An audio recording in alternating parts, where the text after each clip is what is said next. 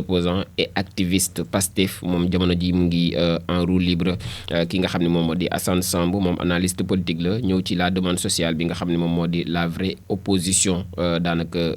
ñi nga xamante daal ñoom ñoo di activistes yeeg opposants yi mën nañoo toog bàyyi li nga xam ne moom moo di jàmbatuk askan wi ak ñi nga xamante ne ñoom ñoo fi nekk ci nguur gi ndaxte loolu moom mooy opposition bi gën a mag ki ko xam ne di Assane Samb moom analyste politique la donc di ki nga xamante ni moom moo xam ne lu ni mel ci biir Walf Quotidien bu tey menace de levée de son immunité parlementaire aussi ki ñu doon wax léegi di Amadou Ba moom mi ngi dénoncer une tentative d'élimination politique loolee la ko daal di xamle ci biir Walf Quotidien bu tey mu ngi ci page 3 bu journal bi la intégration aussi économique ak sociale ak li nga xam ne moo di FOGECA ñoom ñi ngi définir la Gambie comme fer de lance ci wàllum intégration économique et sociale ñoom ci FOGECA boobule di forum bi nga xam ne amoon na fële ca Gambie ñëw na ci bu baax a baax moom Walf Quotidien tournée européenne bu Mame Biram Wathie moom mi ngi présenté livre am boobule à la diaspora moom Mame Biram Wathie ci biir Walf Quotidien le quotidien yéen a kaay des na ci indemnisation des victimes de 2021 et 2024 la grande complainte ba ca am muy ak réero les oubliés se rappellent donc au souvenir de l'État moom ñi nga xam dañ leen fàtte ci lu ni mel ñu ngi fàttaliwaat na nguur gi ci li nga xamante ni dundoon nañ ko Amadou Ba numéro 2 moom mi ngi invoqué aussi les mesures de Macky Sall en 2012 moom mi di Amadou Ba numéro 2 nga xam dafa bokk ci parti bi di Pastef mu ngi fàttali nag ay mesures yoo xamante ni Macky Sall jëloon na ko en 2012 mu ngi ci page 3 ak 5 bu journal bi di le quotidien bu tey jilee donc des na moom le quotidien ci commercialisation bu gerte gi ak la mauvaise récolte des paysans ñëwaat na ci bu baax a baax ci njaayam gerte geek campagne bi ak nag récolte bu bon bi nga xamante ni moom moo ca daal di amee ñëwaat na ci moom mi di le quotidien waaye des na ci fardeau de la dette muy bor ak dis ga mu dis Caritas moom li muy souhaité mooy une réforme du système financier international ci bor googule nga xamante ni moom moo lakkal 8 dëkki africains yi ba ci Sénégal gi lée donc le grand panel la ñuy daal di jàll moom ñëw na ci journée mondiale contre le cancer moom grand panel journée mondiale contre le cancer boobule le président de la République Bassirou Diomaye Faye daal na ciy def ay promesses maanaam ay diggé goo xamante ni yëkkati na ko fa muy renforcer waat bu baax a baax jumtukaay yi tax ñu mën a daal di xeex jàngoro joojee di cancer di ay kàddu son excellence le président de la République ci xët bu njëkk bu grand panel bi la polémique sur l'indemnisation des victimes des manifestations ñëwaat na ci bu baax a baax moom journal bi la l'opinion publique divisée opinion publique nag fi mu ne nii ak xaajaloogu metti moom moo ca daal di nekk pour certains mesure bi nga xamante ni jël nañ ko ci gisin daal mooy ab geste de reconnaissance la rek maanaam dañuy neexal ñi nga xamante ni ñoom ñoo jàppoon ci projet bi nekkoon ci mbedd mi di xeex ak ay injustices yoo xam ni dund nañ ko par les victimes des manifestations waaye tam d'autres ñu ngi wax ni nag traitement de faveur la des victimes en fonction de leur affiliation politique mooy ñeneen ñi daal li ñu jàpp moom mooy par loola rek ñi nga xamante ni daal ñooy nekkoon ci mbedd mi faruñu fenn fu dul Pastef donc ñëwaat na ci bu baax a baax ci page 5 am moom journal bi di grand panel enquête quotidien ci candidature Amadou Hott fële ca Banque africaine de développement la di ñëw une diplomatie donc à l'épreuve moom Amadou Hott nga xam ni moom mooy candidat wu Sénégal ci Banque africaine de développement Hott une candidature donc qui teste la capacité du Sénégal à mobiliser des soutiens en Afrique et au-delà donc un candidat avec des atouts et des handicaps ñëwaat na ci bu baax a baax ci taxawaayu dëgg-dëgg ki nga xam ni moom moo di Amadou Hott firnde li nag moom mooy capacité wu Sénégal la gën a war a mën a daal di fësal ci wàllu mobilisation des soutiens fii ci dëndub Afrique victoire donc renforcerait la place du Sénégal dans les institutions africaines et internationales bu gagné dina mën a dëgëral nag taxawaayu Sénégal ci institutions africaines yi ak institutions internationales yi bu ñu sukkandikoo ba léegi ci enquête quotidien cas d'échec aussi quelles conséquences pour la diplomatie économique ñëwaat na ci bu baax a baax moom journal bi di donc enquête quotidien en relief moom xëyee na lew-lewal ak l'art donc au service de l'infini et de la transmission di lew-lewal donc ñëwaat na ci bu baax a baax di wàllum aar ñëwaat na ci moom mi di en relief des na ci ki nga xamante ni moom mooy chant poème ak bi nga xamante ni Al Maktoum da ko fee daal di bàyyi par Amadou Lamine Sall ñëwaat na ci bu baax a baax di ay xasida donc moom journal bi di en relief le républicain quotidien moom it demande de levée de l'immunité parlementaire bu Amadou Ba la daal di xëyee la nouvelle responsabilité lance donc une grande offensive politique nouvelle responsabilité bi nga xamante ni moom la daal di sancoon moom Amadou Ba jamono ji nag taxaw nañ ngir daal di aar ki nga xamante ni moom moo di seen njiit seen leader di Amadou Ba ci nag li ñu romandaat mooy levée de son immunité parlementaire, recherche sur la qualité donc de l'air ak le projet RGO bi nga xamante ni fi mu ne nii ñoom ñu ngi lëkkaloo ak commune de Sébikotane ñoom dañ leen sax daal di recevoir foofule ñoo am fa nag un prix du gouvernement français ñëwaat na ci bu baax a baax. ñoom commune bu donc Sébikotane boobu la ñu moom mii di le républicain quotidien L'As quotidien moom xëy na ak Donald Trump njiitu réew bu États-Unis conséquences éventuelles de la fermeture de l'agence américaine USAID fii ci biir réewum Sénégal ak ci ONG yi ak ci association de la société civile ban njeexital lay am ci ñooñee bu ñu tëjee robinet googule des things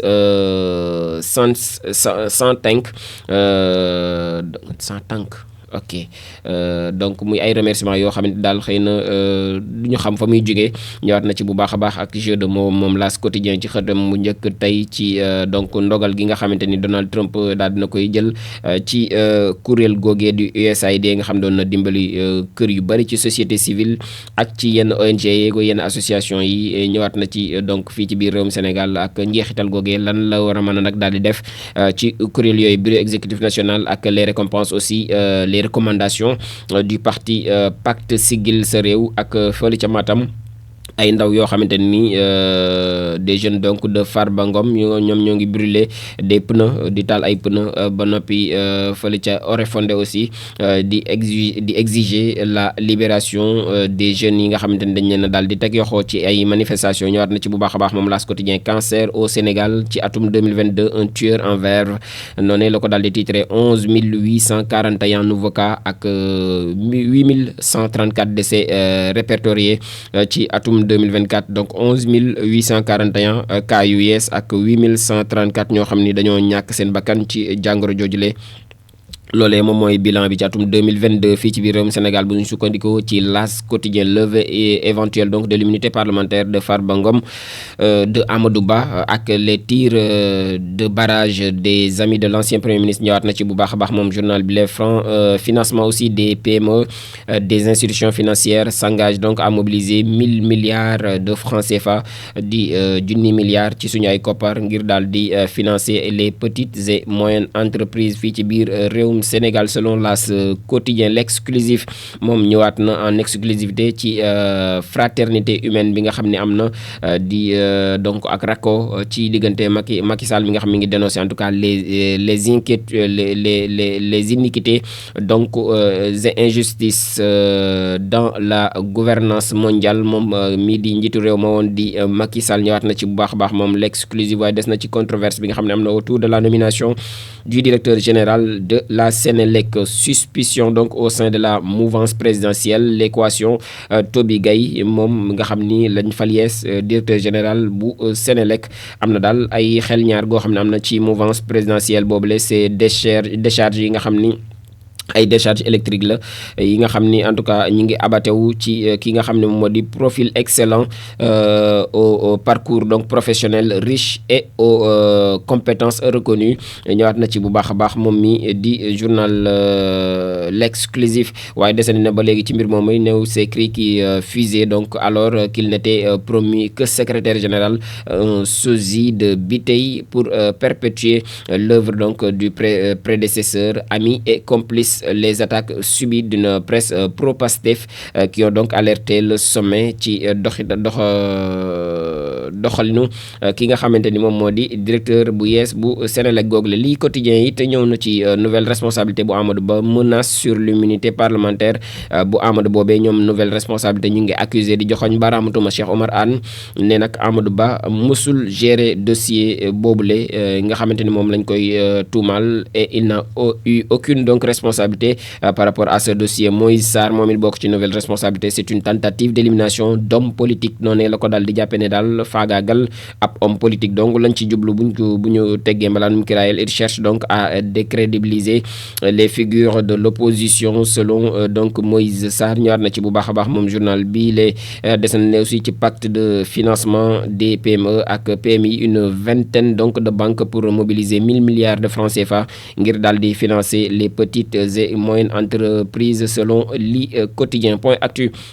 des na ci suspension de l'aide américaine boobu muy tegg ndimbal bu jógee ci Amérique. Donald Trump mi ngi frappé aussi dans la société civile. moom Donald Trump daanaka jël naw yaram dóor ci société civile bi. La société civile fait partie des victimes donc collatérales.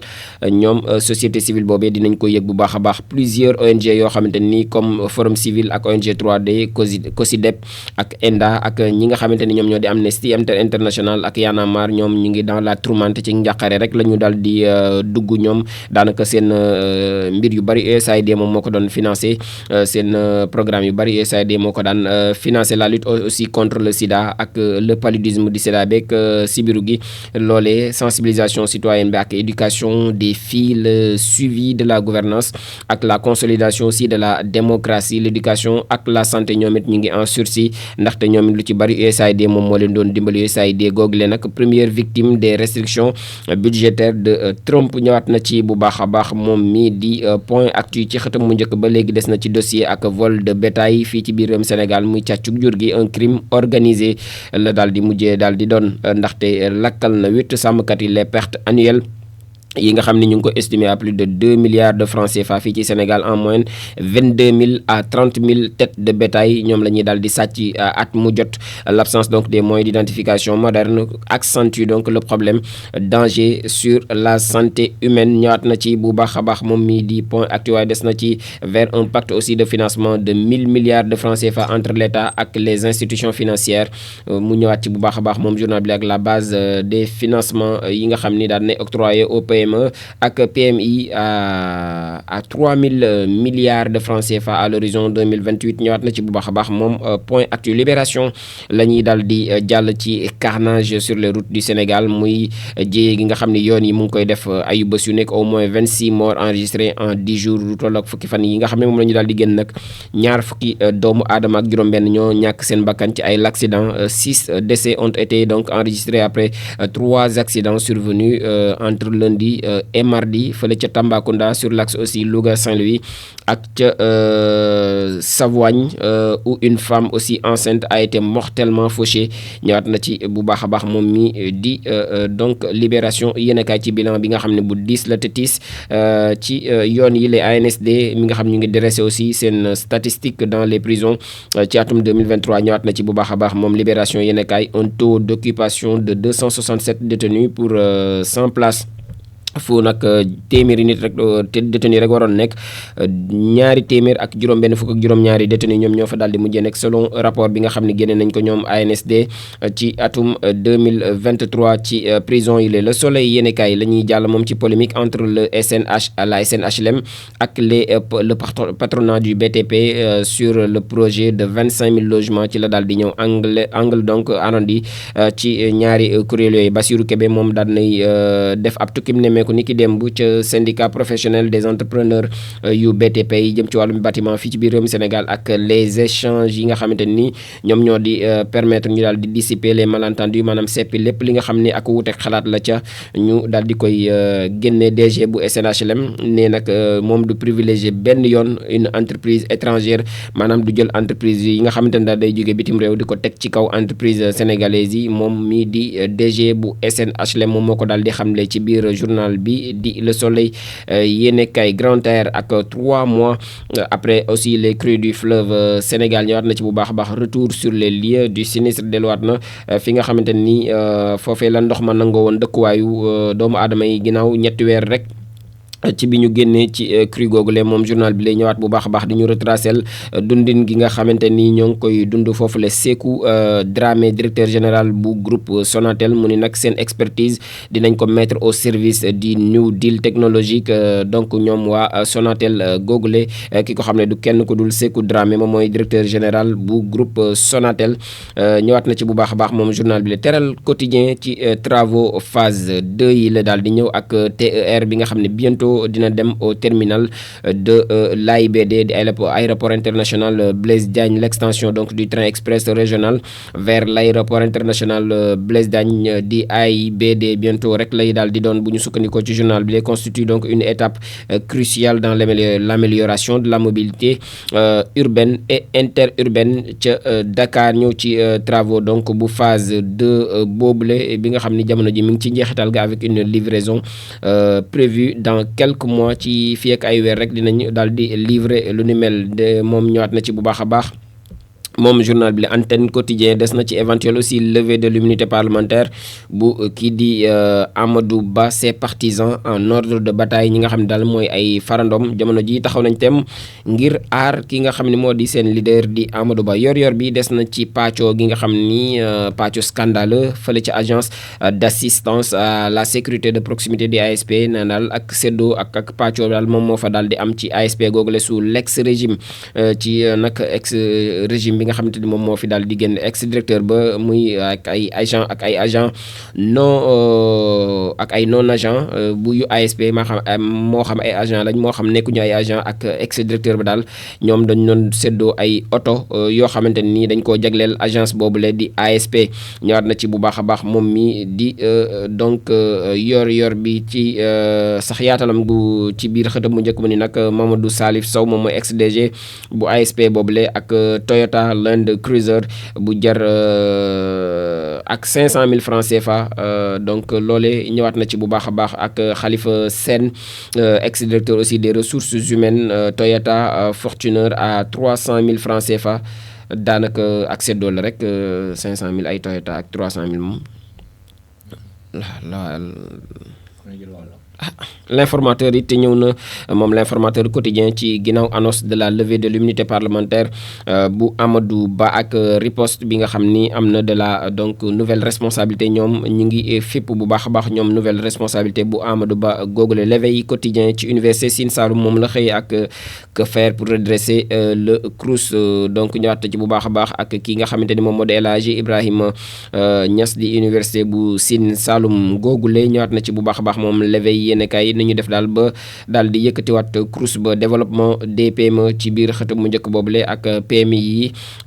des institutions financières promettent 1000 milliards de francs CFA muy dooleel ñi nga xamante ni moo di petite et moyenne entreprise yooyu la cité donc dans l'affaire des 94 milliards moom mi di Amadou Ba mi ngi dénoncé aussi des manœuvres politiques ne daal dañu koo bëgg a jaay doole rek ci wàllum politique moom mi di Amadou Ba. Levée imminente aussi de son immunité parlementaire, les partisans d'Amadou Ba parlent de tentative de liquidation politique ci biir la dépêche moom it loolu la daal di xëyee moom la dépêche quotidien la dépêche républicaine noonu la daal di xëy waaye dem na ci bassin arachidier bi ak la campagne arachidière bi nga xamante ni répondre benn yoon aux attentes des acteurs moom campagne bile daanaka wuyowul bu dara li nga xamante ni moom la acteurs yi doon xaarandi màggal bu Porokhane ak la ville bi nga xam ni dinañ commencé daal di accueillir nag les pèlerins fële ca Porokhane jamono ji nit ñi nag ñu ngay wuy ji bu baax a baax màggal gile ngir màggal soxna su sell si di soxna Jaaratullaahi ñëwaat na ci bu baax a baax moom journal bi la Leeral Info ci xëtam bu njëkk mise en branle la daal di ñëw de combat ak task force bi nga xam ni am na de l'opposition en place pour daal di contrer Diomaye Sonko ñoom ñu ngi booloo seen doole ñoom opposition bi ngir nag daal di jàmmarloog tandem bi la di Diomaye ak Sonko. waaye journal bi ñëw na ci plainte bu maître Moussa Diop mandat de dépôt pour son ancien mandataire moom mi di Moussa Diop ginnaaw ab plainte bi nga xamante ni da koo daal di dugal ci page 8 ba léegi ci journal bi mi ngi ñëw ci wàllum tàggat yaram bu ñu noppee barasti ko jeexal ak tàggat yaram ci lutte ak Balla Gaye 2 bi nga xam ne gagné na la bataille judiciaire contre un supporter de Siteu moom Balla Gaye 2 il s'agit donc de Pimpi gagné na la bataille judiciaire. Rewmi quotidien sport la ñuy daal di tàbbi ak Coupe de France moom dafa daal di ci ñëw Brest mu ngi qualifié en quart de finale grâce à un Sénégalais di Abdallah Sima bi nga xamante ni moom il a été vraiment étincelant hier ci Coupe de France boobule ci match clubam boobee di Brest. Mercato aussi ci équipe nationale ba léegi ak Moustapha Nam mi nga xam ne dañ ko daal di prêter au CFR ak fële ca Roumanie donc le clubam daal di nekk moom Moustapha Nam international sénégalais. Tribune Sport it ñëw na ci auteur donc des 3 passes décisives en 3 matchs de Ligue 1 consécutifs moom Lamine Camara dañ koo fal MVP du mois de janvier ci donc fële ci clubam di Monaco nekk ci Ligue 1 ginnaaw ñetti passes décisives yi nga xamante ni def na ko ci ñetti match yoo xam dañoo daal di tegaloo moom Lamine Camara di gayndek Sénégal à l'image donc de l'équipe moom mi ngi monter en puissance progressivement en ce début d'année moom Lamine Camara di ñaan rek mu gën a wëyal loolu le doomu Sénégal fépp fu mu nekk yàlla na koy fa yàlla may ndam. Donc Ligue 1 aussi ak Teungueth FC Bo Saliou Touré moom mooy débarquer pour sauver nag les meubles moom Bo Saliou Touré moom moo nekk nag jamono ji coach bu ki nga xamante ni moom moo di Teungueth FC ginnaaw bi seen entraîneur boobee daal di tekkee ndombab tànkam Coupe de France ak Abdallah Sima bi nga xam ni qualifié na Brest en quart de finale ñëwaat na ci moom journal bi le record la ñuy xëy na jeexale ak moom it xëtam mu njëkk mu ñëw ci Coupe de France googee buteur contre 3 moom Sima mi ngi envoyé Brest en quart de finale lutte Ibou Ndiaye Obali moom mu nag j'ai failli me suicider moom daal dafa naroon a xaru moom Ibou Ndiaye Obali ñëwaat na ci bu baax a baax moom mii di donc record yéen kay des na ci Jaraaf ak Cheikh Lo Ndoye mi nga xam moom moo nekk sur le banc ce n'est pas donc une sanction selon Daf moom Malick Daf moom moo ko dal di xamle record yéen kay des na ba léegi ci portier sénégalais yi nga xamante ni jamono di ñoom it ñu ngi wane seen bopp fépp ci àdduna Yehvan Diouf Massamba ak ki nga xamante ni moom moo di Cheikh Lo 3 gardiens pour 2 places ñetti gardiens lañ yoo xam ne daal pour benn place la jamono ji boo xam ni moom la ñuy pour ñaari place yoo xam moom la ñuy xëccoo ginnaaw Edouard Mendy mi nga xamante ni il est le titulaire indiscutable de l'équipe nationale du Sénégal ñi ñëpp aussi bëgg nañ daal di wane ci seen bopp fii ci équipe nationale bi lii daal globalement moom moo gënoon fës tey ci yéenekaay yi di donc le mercredi 5 février 2025